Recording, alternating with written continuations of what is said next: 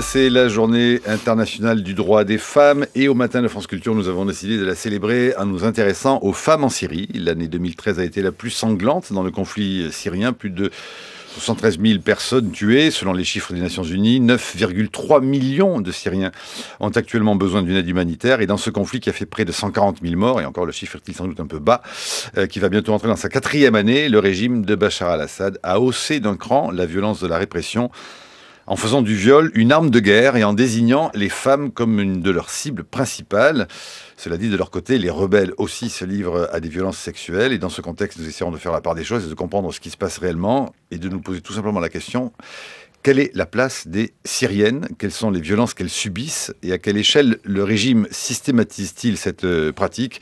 Et puis comment ces femmes s'organisent-elles pour lutter contre ces violences? Nous en parlerons dans la deuxième partie des matins, où nous rejoindrons aussi au téléphone, elle rentre de Syrie, Annick Cogent, qui signe un papier, pourrait-on dire épouvantable, tout simplement, dans Le Monde. Et nous recevons ce matin, dès maintenant, Ala Kodmani. Bonjour. Bonjour. Journaliste indépendante, qu'on lit très régulièrement dans Libération et dans l'Express. Vous revenez tout juste de Syrie. Et vous publiez chez Actes Sud La Syrie promise, qui est une sorte de journal de dialogue avec un père qui n'est plus là, mais dont Internet révèle les secrets de la transmission, au fond, et de lettre en lettre. On comprend le conflit syrien, on comprend votre point de vue sur ce conflit syrien, du début, mais d'avant même le début, jusqu'à ces jours-ci, enfin en tout cas jusqu'à toute l'année 2011, dans votre journal. C'est très émouvant. Je suis un peu ému parce qu'à vrai dire, c'est extrêmement émouvant quand on comprend que vous écrivez à un père et qu'il vous répond, mais qu'il est mort. Et qu'au bout d'un moment, il vous dit, après tout, de le laisser tranquille. Dites d'ailleurs, je note que Ala Kodmani, dans le mail que vous envoyez à Dadi, page 177 du 23 septembre 2011, Dadi: nous sommes tellement absorbés par notre passion syrienne que tous les autres événements deviennent secondaires. Nous continuons de vivre bien sûr les soubresauts post-révolutionnaires en Égypte, en Tunisie, au Yémen, en Libye. Le tableau est différent et loin d'être stabilisé dans chacun de ces pays, mais partout la dynamique est poussée par les peuples. Eh bien, puisque à ces moments-là, tout le monde était absorbé par la passion syrienne, j'ai envie de vous poser une question à la journaliste que vous êtes. En ce moment, tout le monde, est absorbé par la passion ukrainienne. Et la Syrie n'est pas trop à la une des journaux, même si quelques journalistes continuent de faire leur travail et de suivre l'actualité. Mais au fond, rajouteriez-vous peut-être cette question de la passion ukrainienne, et qu'est-ce que les événements ukrainiens, comment résonnent-ils chez vous par rapport à la question syrienne? Ala Kodmani. J'ai été tout à fait étonné de découvrir là, pendant que j'étais en Syrie, aussi bien à l'intérieur de la Syrie que parmi les Syriens qui sont très nombreux en Turquie et ailleurs, l'intérêt, mais la passion justement pour ce qui se passe en Ukraine.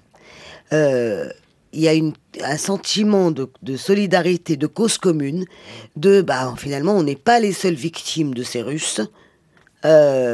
Poutine peut aussi bien faire du mal aux Européens et aux gens à côté.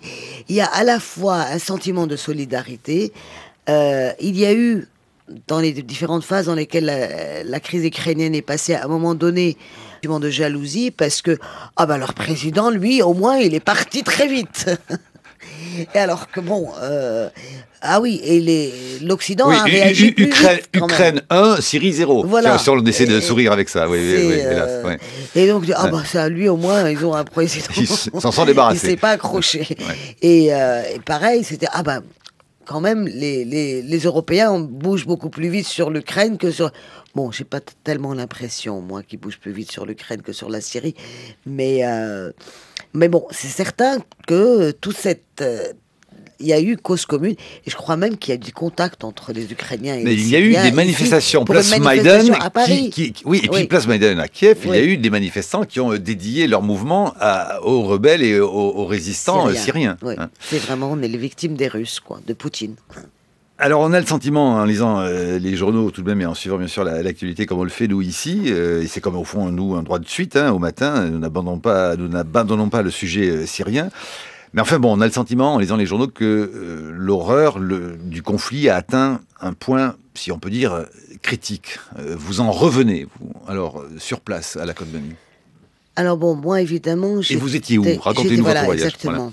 J'étais dans les zones du nord, c'est-à-dire le long de la frontière turque, qui sont donc qui sont soumises pas au contrôle du régime, mais à la rébellion. Et je suis allée, c'était pour ça que j'ai voulu y aller, et qui viennent d'être relibérés, si je peux dire, des mouvements extrémistes, des mouvements proches d'Al-Qaïda qui régnaient, qui se sont imposés, qui ont réussi à s'imposer quelque temps, selon les lieux, quelques mois ou quelques semaines dans certains villages, et qui ont été à nouveau battus par les rebelles syriens qui n'en voulaient plus, qui les ont chassés donc, et qui les ont éliminés.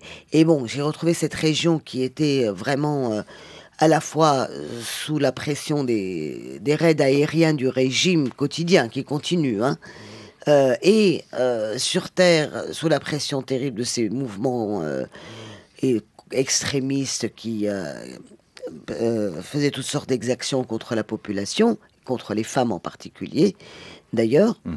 Et donc, bon, je ne vais pas dire qu'ils vont bien. Il y a plein de camps de réfugiés, la plupart des gens sont déplacés, mais tout est relatif maintenant en Syrie. Est-ce qu'on mange? On mange. Sans plus, hein. Ce que je dis, quand on a une maison, du pain et une école, c'est qu'on va très bien en Syrie. Bon, c'est pas le cas de tout le monde. Donc, mais bon, c'est une zone qui est malheureusement privilégiée par rapport à d'autres maintenant, parce qu'elle est contrôlée par des groupes armés qui sont... qui maintiennent l'ordre, qui se baladent pas en ville avec leurs armes et qui sont plutôt respectueux de la vie des gens. Comment expliquez-vous que nous allons entrer tout simplement dans la 4e année de ce qu'on appelle c'est le conflit syrien, d'autres la révolution syrienne, d'autres l'insurrection syrienne à la Côte Mani? C'est absolument incroyable. Si on revient en arrière, c'est vraiment... Moi, je crois qu'il y a une grande partie de responsabilité de la communauté internationale qui a joué toutes les confrontations en Syrie. Que ce soit les confrontations régionales entre l'Iran, l'Arabie Saoudite, etc., ou la confrontation guerre froide entre la Russie et les Européens et l'Occident, on a laissé faire. Oui, voilà, ok, c'est un territoire de confrontation, laissons faire. 19 août 2011, si les pays arabes comme les Occidentaux condamnent désormais le régime, comment ne réussissent-ils pas à faire pression à cette bande de tueurs? La Syrie ne peut être abandonnée, et pas seulement pour des raisons humanitaires ou morales, du fait de sa position clé dans la région. Elle a toujours été au cœur des préoccupations et des rivalités de ses voisins arabes et des grandes puissances qui pesaient sur la politique intérieure du pays. Cette question, vous la posez le 19 août 2011. Nous sommes le 7 mars 2014. Oui, rien n'a changé. Je crois qu'il y a eu pire. La poser en août 2011, c'était une chose. Et maintenant, avec, comme vous en avez parlé, l'industrie de mort, de torture, de viol, qui se révèle tous les jours. On en a des témoignages quotidiens. La moitié de la population qui est déplacée, c'est délogée. La moitié des Syriens ne vivent plus chez eux. On était sur un pays de combien de 22 millions, millions 22 millions, 22 millions d'habitants. Donc il y a 10 millions, grosso modo. 10 millions ne sont plus chez eux. C'est-à-dire, c'est la moitié. Et on voit le monde genre pétrifié. Ils n'arrivent pas à savoir quoi faire. Comment réagir. Tout le monde a dit, à un moment donné, au bout d'un an, si vous n'aidez pas maintenant la rébellion armée, ça va être les extrémistes et les djihadistes qui vont arriver. Ah oui, mais non. Et une fois qu'ils sont arrivés, ah oui, mais maintenant on peut plus donner d'armes puisqu'il y a des extrémistes et djihadistes. Ah oui, c'est vrai, effectivement. Et c'est toujours même sur le plan humanitaire, les choses ne sont pas encore... Il y a encore... Les agences de l'ONU passent quand même par le régime pour distribuer l'aide. Ils ne peuvent pas faire autrement, en plus. Voilà, parce qu'ils traitent qu'avec les gouvernements. Donc, et forcément, et je l'ai vu ça, maintenant, le régime se sert de l'aide alimentaire, de l'aide humanitaire qui est donnée par les agences internationales pour essayer de reconquérir les habitants dans certaines zones qui échappent à son contrôle. Il y a ce qu'on appelle les paniers alimentaires qui sont en train d'arriver à travers le Croissant Rouge syrien, et on comprend, et certains disent « Ah, mais ça c'est pour que le régime veut nous racheter avec ça ». C'est clair. À la Côte-Bali, la question diplomatique, évidemment, est extrêmement importante. Et on parle, entre autres, de la question russe, dont on dit qu'évidemment, elle a été cruciale dans le non-règlement, on va dire, pacifique ou plus rapide de la question syrienne. Bon, il faut aussi balayer devant sa porte. On dit, au fond, que si l'Europe et les puissances occidentales n'ont pas aidé plus avant la rébellion syrienne, c'est que cette rébellion était tout de même, dit-on, mal organisé. Vous êtes témoin au plus près avec votre sœur, qui à un moment donné a fait partie du Conseil national syrien, qui en est d'ailleurs aussi partie pour des questions de difficulté. J'en parle dans le livre. Vous en parlez. Bon, qu'est-ce qu'il faut mettre au discrédit de ce que les Syriens n'ont pas fait eux-mêmes pour arranger, si j'ose dire, pour faire avancer les choses? On peut pas, je n'occulte absolument pas. Vous ne l'occultez pas dans le livre, je vous pose la question très clairement. Bien sûr. La responsabilité lourde, très lourde, de l'opposition syrienne, de tous les Syriens qui ont essayé de faire... Je ne doute pas de la sincérité de la plupart d'entre eux. Mais, bon, je crois que c'est... On ne les a pas jugés, je vais être rapide, mais on ne les a pas jugés crédibles. Vous le savez, c'est ce qui s'est tout le temps dit. Les diplomaties internationales ont dit... Le fait de n'avoir pas réussi à présenter une alternative politique ou militaire, dans les deux cas, face au monde, il est certain que ça a été un élément essentiel pour retarder le soutien à l'opposition, à la rébellion, etc. Maintenant, bon, on peut l'expliquer évidemment par les années de dictature qui font que réellement les compétences politiques sont absentes. On ne sait pas comment. Au bout de 40-50 ans de dictature totale où toute vie politique est opprimée, où les gens sortent de prison, etc., j'ai vu que les opposants syriens ne savent pas faire, ne savent pas s'entendre, ne savent pas être responsabilisés sur... bon, ça n'enlève pas évidemment une très grande responsabilité, et j'ajouterais quand même aussi les ingérences des pays de la région et même de certaines parties internationales dans l'action, dans les activités de l'opposition syrienne, parce qu'ils en ont besoin, parce que l'opposition a besoin du soutien indispensable de l'extérieur. Mais bon, je pense à la Turquie au début, ensuite il y a eu les pays arabes, ensuite il y a eu bon, les Américains. Bon, c'est pas une opposition très indépendante. Alors l'autre argument aussi, c'était de dire qu'au fond, Bachar al-Assad était tout de même le rempart contre l'islamisme. Non, mais pas rempart contre les islamistes, c'est lui qui les a amenés. C'est lui qui les a autorisés à venir. Il les a relâchés de prison au moment où la révolution avait commencé, et il les a relâchés pour pourrir la révolution. Faut jamais oublier que ces gens qui sont aujourd'hui, que ces djihadistes, ces extrémistes, étaient manipulés par le régime syrien depuis 2003 pour les envoyer en Irak se battre contre les Américains. Alors, c'est les connexions, et bon, j'en ai là, pendant que j'étais là-bas, on m'a donné des exemples, mais absolument flagrants, de complicité et de connexion directe entre les gens du régime et ces mouvements-là. Qui sont, bon, je ne parle pas des ignorants qui viennent d'ici ou de là pour se porter volontaires et qui ne savent pas très bien où ils vont, mais il y a clairement, le régime de Bachar al-Assad a tout intérêt à décrédibiliser, et il a réussi à le faire, à diaboliser cette opposition et cette révolution syrienne en disant, voyez, c'est tous des terroristes. Le dernier mail que vous envoyez dans les nuages au paradis à votre père, c'est du 18 février 2012, dans votre livre. Sorry Daddy, crois-moi, je n'ai délibérément pas cherché à sélectionner ou à maquiller les faits que je te rapporte. J'aurais tant voulu continuer de partager avec toi l'euphorie et l'enthousiasme de cette révolution qui bouleverse la vie de chaque Syrien, où qu'il soit, y compris toi qui l'es plus. Autant j'étais heureuse l'année dernière de pouvoir t'apprendre ce que tu manquais et te dire combien tu nous manquais. Autant il me coûte de te confier notre désarroi. Si vous devez lui faire un mail à 7h55, là, aujourd'hui, vous lui écrivez quoi? Je suis contente de Sorry Daddy? je suis contente de pas avoir à lui écrire. Non, ce serait trop dur. Trop dur.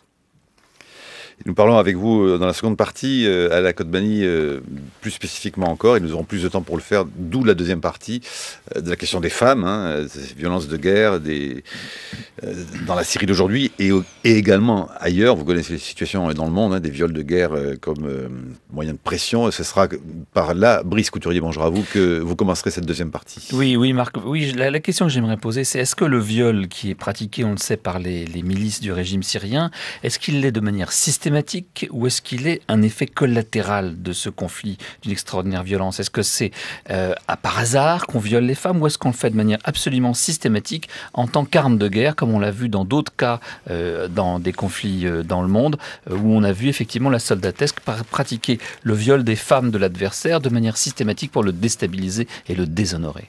Voilà, et nous serons rejoints avec à la Côte-Banny au téléphone par Annick Cogent qui signe ce très grand papier. Elle est envoyée spéciale à Amman, ce très grand papier sur le viol arme de destruction massive publié dans Le Monde, daté de jeudi 6 mars 2014. Pour l'heure, à 7h57, le viol systématique, nouvelle arme de guerre. Brice Couturier, c'est à vous.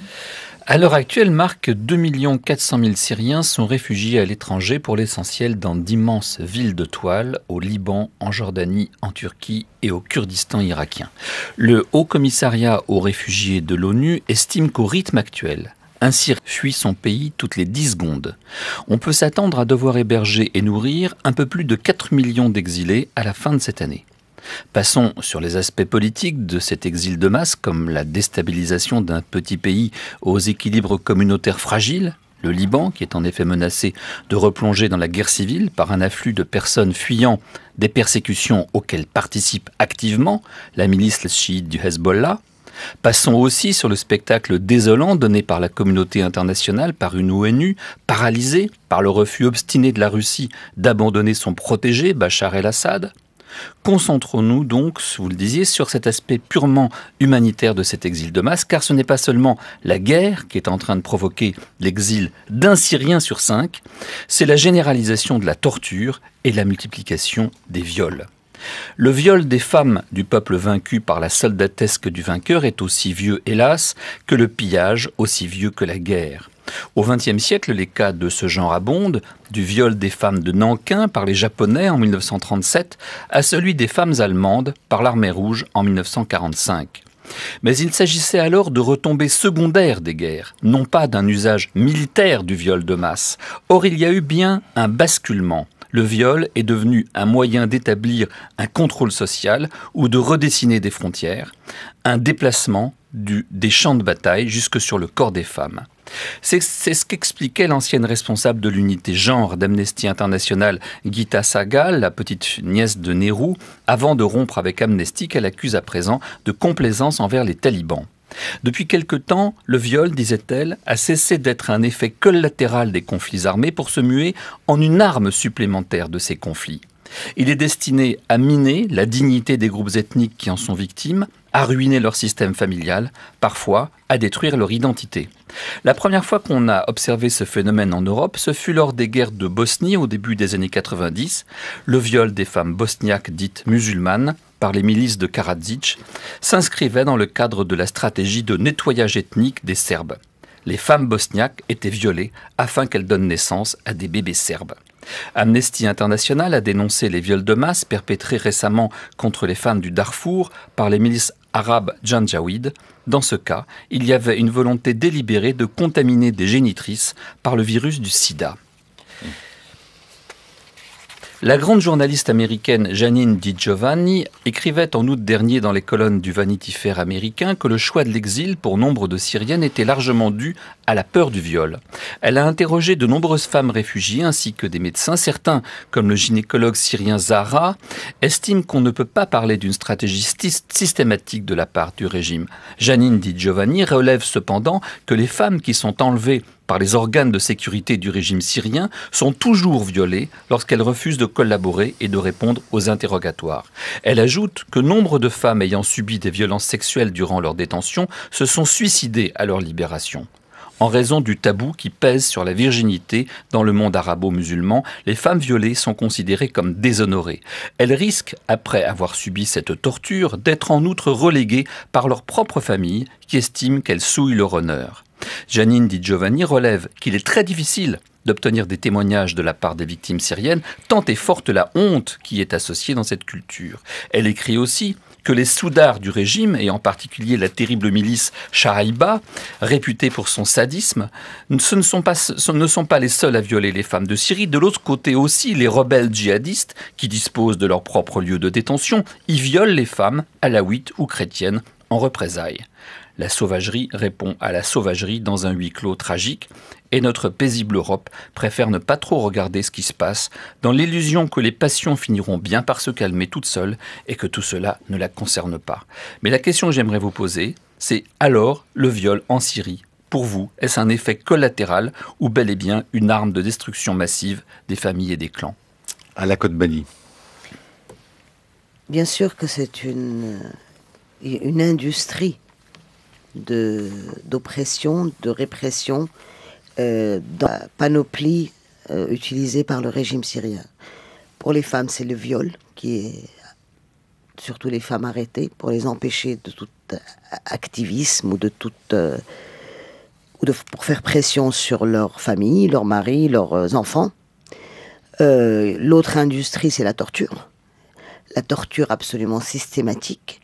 Et cette semaine à Paris, je crois qu'il y a le 13 mars à l'Institut du monde arabe, un truc où on a vu les photos des 11 000 torturés à mort dans les prisons syriennes. Là, il y a eu une enquête menée par un grand magistrat irlandais, il me semble, si je dois me tromper.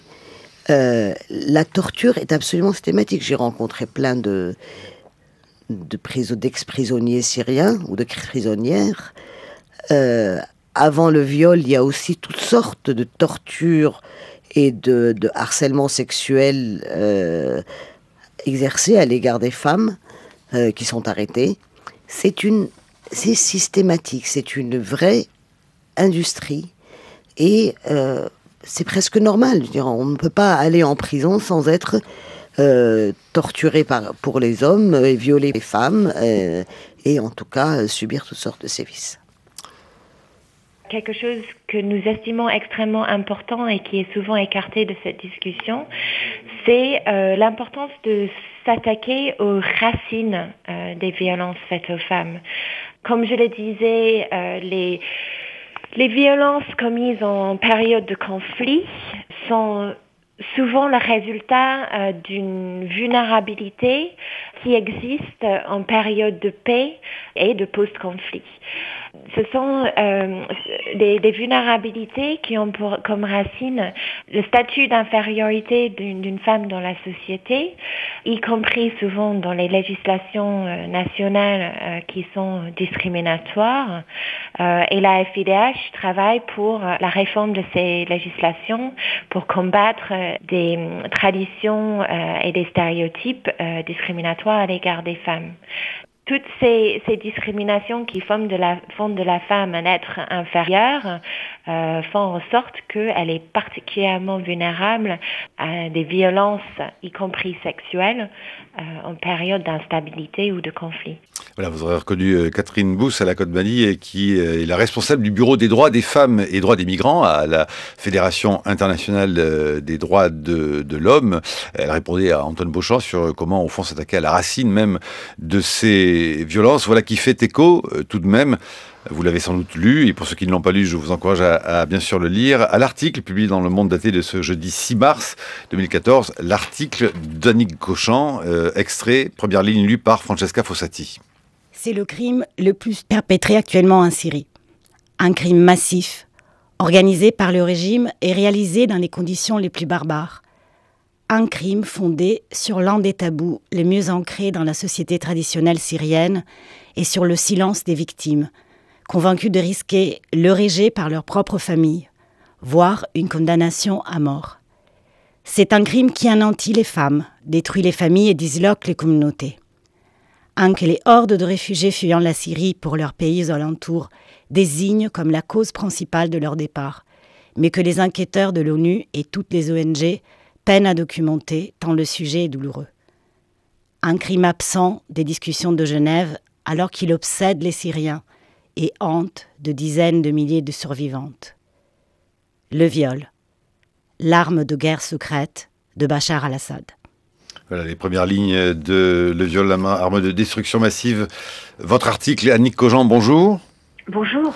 Le monde se préoccupe des armes chimiques, mais pour nous, syriennes, le viol est pire que la mort, murmure en un sanglot une étudiante en droit qui n'a encore osé confier son drame à personne et surtout pas à son mari. Question d'ailleurs journalistique, vous, comment avez-vous fait et a-t-il été facile de recueillir ces témoignages dont on peut dire qu'ils font de votre article, ce que je disais, un article absolument épouvantable. Oui, épouvantable.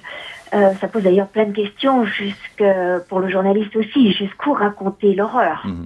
Quels détails, quelle précision, effectivement. Et puis ça pousse évidemment à s'interroger beaucoup sur la protection de mes sources. Les femmes qui m'ont parlé étaient absolument terrifiées. L'ont fait parce que j'avais quelques connexions, quelques personnes qui m'ont aidée, bien sûr, et qui pouvaient arguer du fait que j'avais déjà travaillé en Libye, déjà enquêté et interrogé des femmes violées, et sans trahir évidemment ni leur identité, ni les circonstances dans lesquelles j'avais pu recueillir leurs témoignages. Voilà. Donc c'est effectivement extrêmement difficile. Elles ne parlent pas, certaines préfèrent être tuées plutôt que d'avouer ce qui s'est passé. Les familles ne sont pas au courant, beaucoup ne l'ont pas dit à leur mère, ne l'ont pas dit évidemment à leur mari quand elles sont mariées. Certaines jeunes filles vierges, évidemment, avant d'être arrêtées, ne cessent que par des co-détenus, quelquefois, trouver un moyen de réparer l'hymen, bien sûr détruit, et qui les empêcherait tout à fait de se marier un jour. Donc c'est toujours des entretiens faits sous haute tension, on va dire, avec des femmes qui me regardaient tremblantes et les larmes aux yeux en disant « Vous avez ma vie entre vos mains ». Et certaines ont essayé de téléphoner depuis pour dire « Est-ce que vous avez utilisé ? Il ne faut pas qu'on me reconnaisse. Dites pas que ma fille était étudiante, dites pas ça, dites pas ça ». Ce qui est compliqué d'ailleurs, parce qu'évidemment, pour le poids de ce témoignage, pour que ce soit des documents, il y en a tellement peu, il fallait que j'arrive quand même à certaines précisions, évidemment. Ala Kodmani. Je crois que là, avec le travail d'Annick Cogent qui est absolument formidable, il faut aussi penser aux femmes syriennes qui veulent faire sortir ces vérités. Et ça aussi, c'est un travail considérable. Je pense aux militantes des droits de l'homme, aux militantes qui travaillent justement sur les questions des femmes et qui essayent d'encourager et de recueillir les témoignages. Et évidemment, quand c'est dans un milieu plus intime syrien, elles réussissent un peu plus à travailler et à voir les témoignages de ces femmes violées. Et je crois qu'il y a beaucoup de travail qui est en train d'être fait et qu'on en saura encore davantage grâce au travail de ces femmes juristes ou activistes sur le terrain qui seront nos...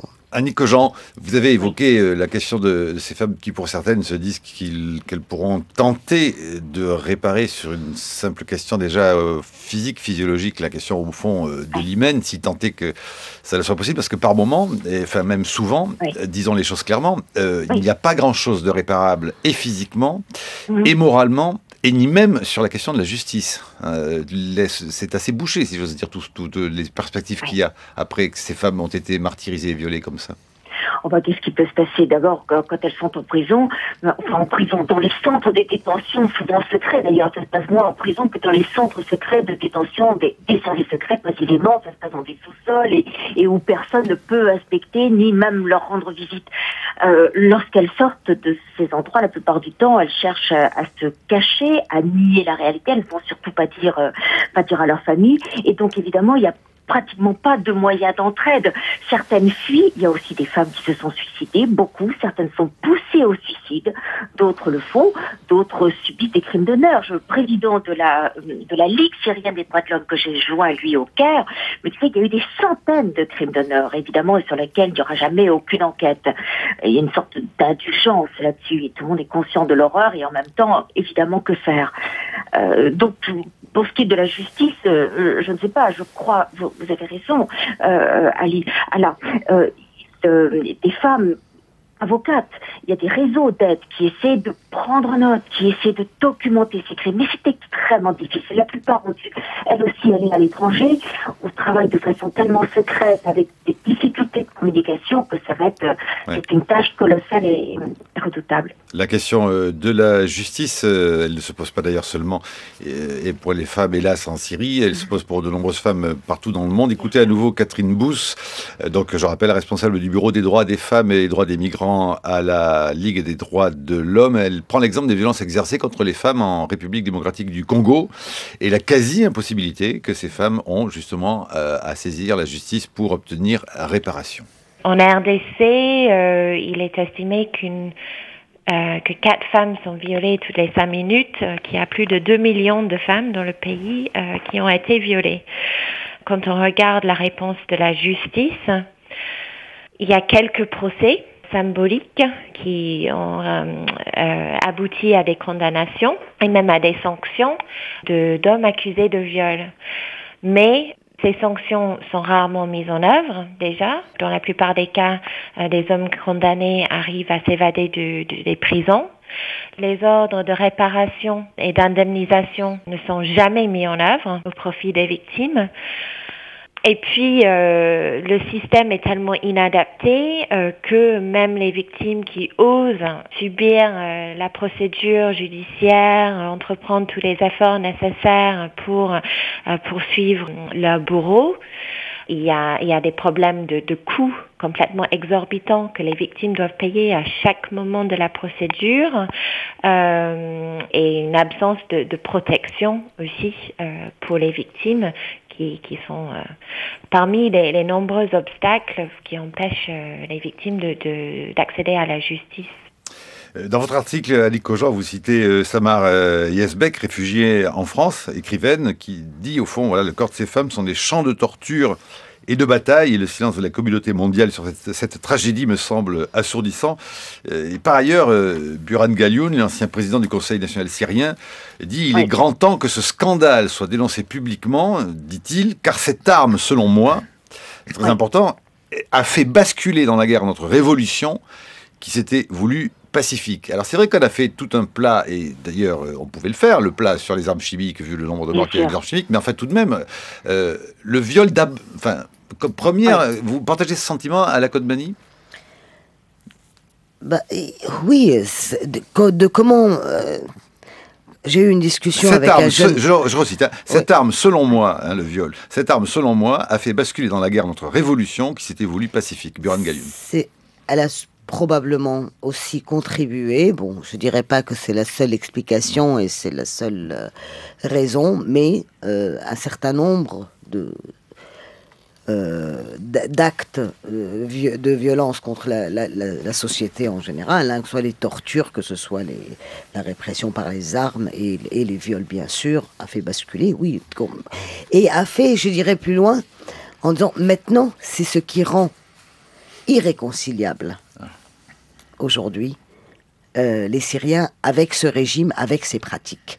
Et c'est ça qui est le plus important, c'est que aujourd'hui, quand je dis, mais bon, si la rébellion ou la révolution perd, mais non, les gens ne sont plus prêts à accepter à cause de toutes ces horreurs qui ont été commises. Alors on raconte que ces horreurs, elles ont lieu, Annie Kojan, des deux côtés.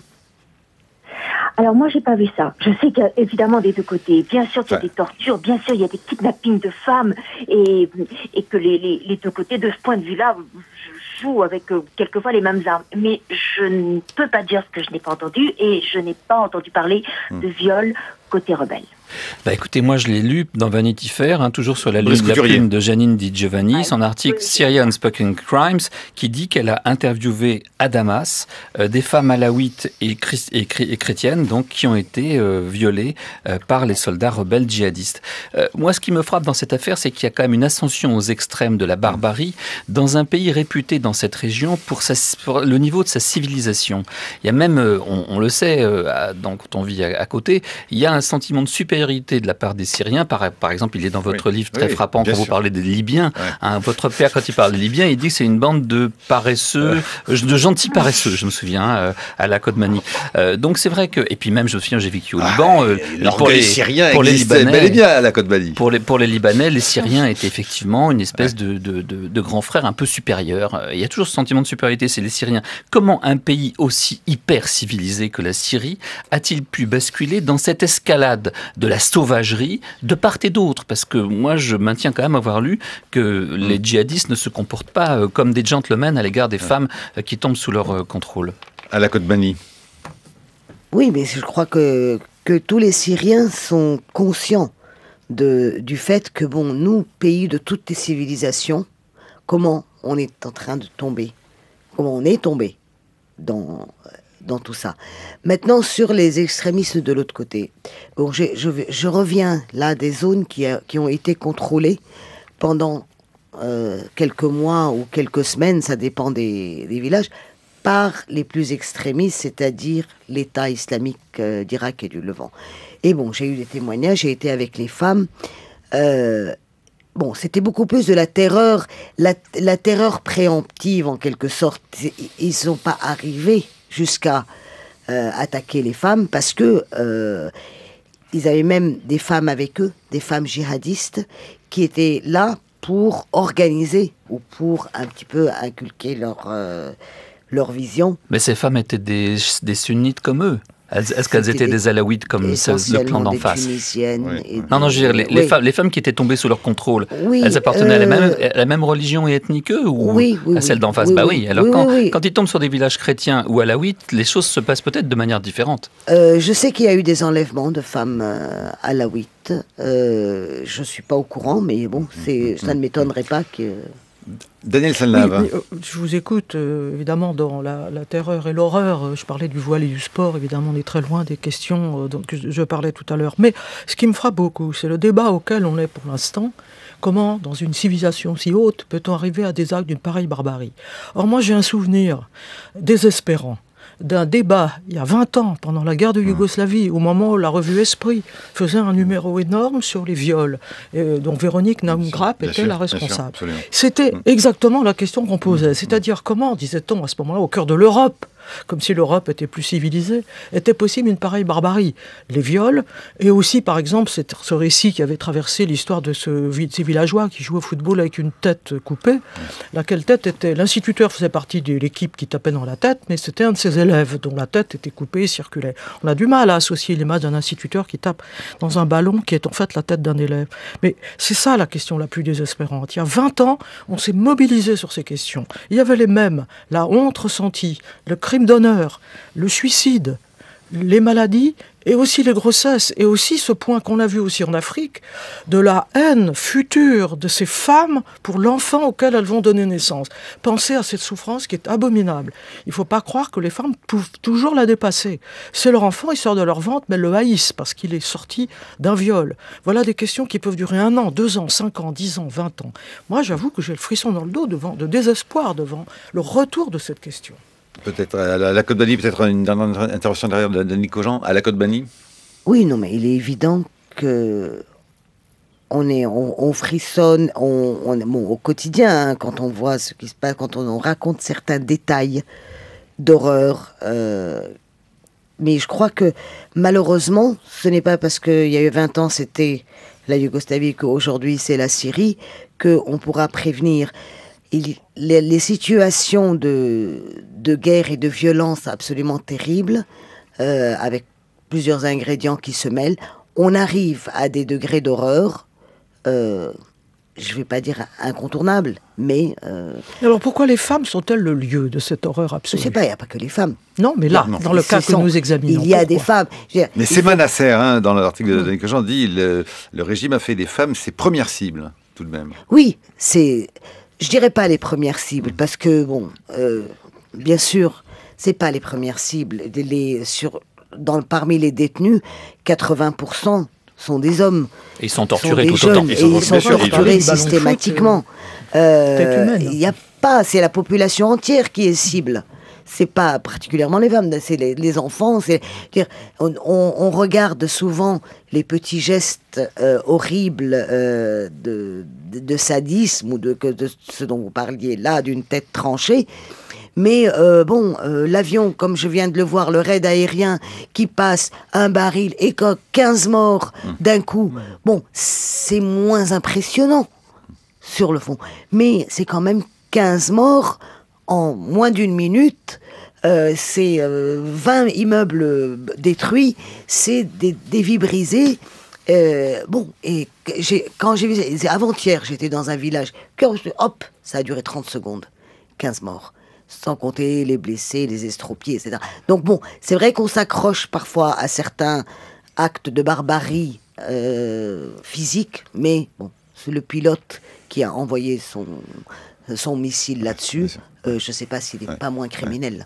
Dites à la Kottbali, les gens que vous avez rencontrés, vous avez revenus du nord de la Syrie, ils vous disent quoi au fond? Et puisqu'on va rentrer dans la 4e année, est-ce que vous avez noté, parce que c'est bien des effets pervers de la guerre, c'est qu'on s'habitue à la guerre, à la Kottbali. On fait avec. C'est ça le plus inquiétant. C'est sûr que chacun maintenant essaye de trouver sa place ou son mode de vie dans le contexte de la guerre. C'est-à-dire, et bon, comme j'étais dans une région frontalière, là... les seigneurs de guerre se sont développés, les trafics à n'en plus finir. Même les civils se sont organisés leur vie en fonction de la guerre, en fonction de l'électricité qu'il n'y a pas, en fonction parfois des écoles qu'il n'y a pas. On se réorganise, on crée des petits groupes pour apprendre aux enfants à lire.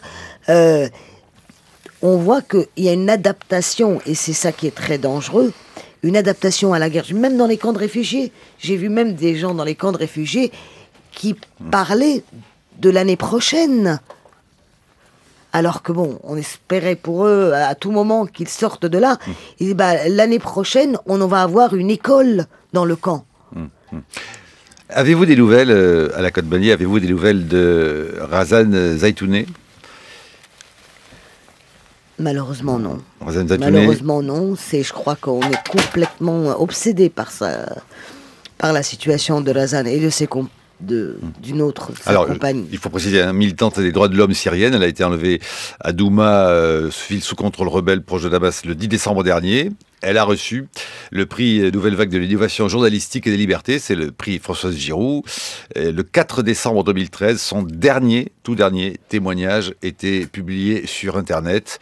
Nous avons choisi de le diffuser en soutien. Voilà ce qu'elle disait alors, Raïza Zaitouneh, traduit par Amélie Perrault. Nous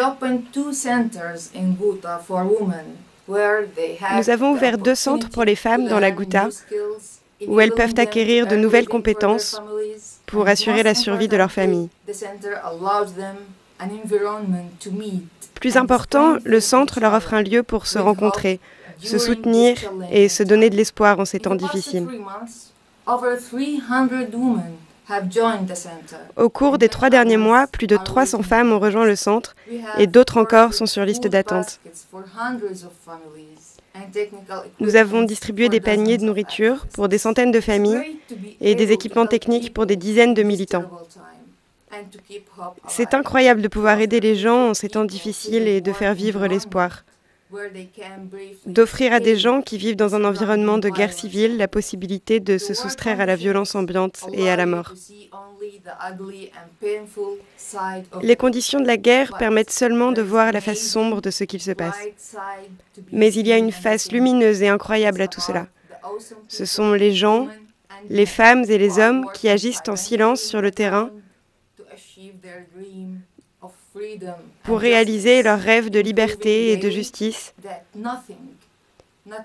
améliorer le quotidien pour que rien, pas même nos plus de 100 000 morts ou le difficile siège ou la trahison de la communauté internationale, ne puisse jamais annihiler la volonté du peuple qui a un rêve et une foi en l'avenir. Voilà, Reza Zaitouneh, traduit par Amélie Perrault. Merci. Restez d'ailleurs avec nous encore un instant pour la dernière partie. Ballet plus légère, qui sait, des Batailles France Culture à la Côte-Bani. Je rappelle La Syrie promise à la Côte-Bani. Ça vient de paraître chez Sinbad, Actes Sud. Bon, on va essayer de vous donner une bonne nouvelle quand même, puisque vous êtes assez baba devant les Tunisiens, peuple éduqué qui réussit à faire sa révolution. Dites-vous, il y a eu la revanche des islamistes, et puis au fond tout va un peu mieux. Mais voilà, aujourd'hui, 6 mars, nous apprenons, une dépêche Reuters nous dit que l'état d'urgence en vigueur depuis 3 ans en Tunisie a été levé. Formidable. Tant mieux pour les Tunisiens, ils le méritent. C'est une société qui a la chance d'être très éduquée. Mais les Syriens aussi. Où les femmes, non. La place des femmes en Tunisie est absolument exceptionnelle. Elles ont joué un rôle exceptionnel aussi pour ramener les choses vers le bon chemin. Et ça, je crois que non, la Syrie, c'est pas vrai. La situation de la femme est très très loin d'être ce qu'elle est en Tunisie, surtout dans les milieux ruraux, etc. Non, je crois que c'est fondamental. Maintenant, veille de journée de la femme, c'est un élément essentiel. C'est très bien que vous travailliez là-dessus. Oui, rappelons.